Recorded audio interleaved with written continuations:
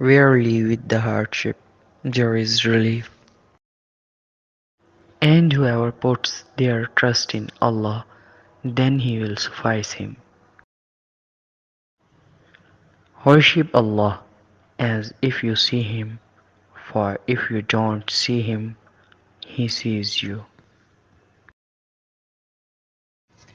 The best of you are those who learn the Quran and teach it. Spread love everywhere you go.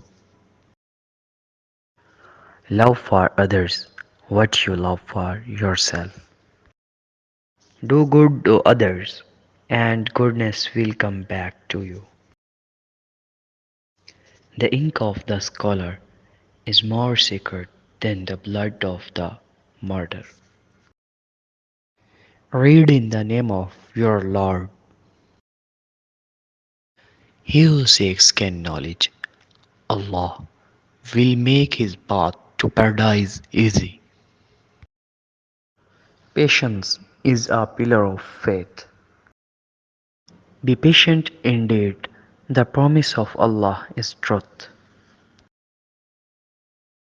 Allah does not burden a soul beyond that it can bear.